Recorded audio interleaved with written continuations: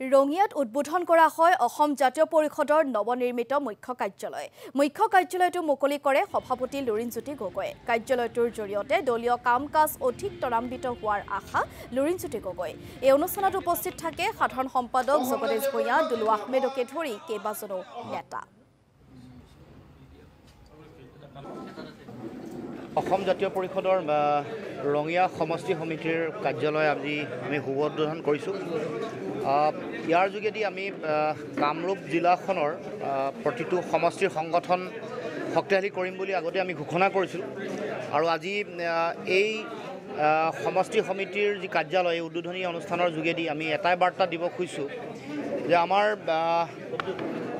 সংগঠন তৃণমূল পৰ্যায়লৈ শক্তিশালী কৰিবৰ কাৰণে যিটো আমি এটা ৰাজ্যিকভাৱে আমি এটা যিটো মিছন আমি আৰম্ভ কৰিছিলোঁ, সেই মিছনৰ অন্তৰ্গত হিচাপে আমি এই ৰঙিয়া সমষ্টিটো আমি সকলো স্তৰতে সংগঠন ইতিমধ্যে গঢ়ি তুলিবৰ কাৰণে এটা ৰূপৰেখা আমি তৈয়াৰ কৰিছোঁ, আধাৰ এটা প্ৰস্তুত কৰিছোঁ।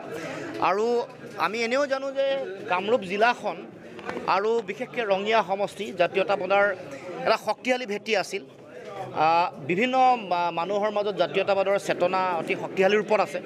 কেৱল মাত্ৰ তেওঁলোকৰ সুপ্ত হৈ থকা এই জাতীয়তাবাদী চেতনাক পুনৰুজ্জীৱিত পুনৰ জাগৃত কৰিবৰ কাৰণে আমি সকলোৱে প্ৰয়াস কৰিব লাগিব। সেইকাৰণে প্ৰতিটো অঞ্চললৈ প্ৰতি ঘৰলৈ গৈ প্ৰতিগৰাকী মানুহক এই যিটো জাতীয় চেতনা, আপোচবিহীন জাতীয়তাবাদ, আপোচবিহীন জাতীয় চেতনাৰ উদ্বুদ্ধ কৰি আমাৰ এই ৰাজনৈতিক ঢালাৰ লগত সকলো চামিল হ'বৰ কাৰণে আমি আগন্তুক দিনসমূহত আহ্বান জনাম।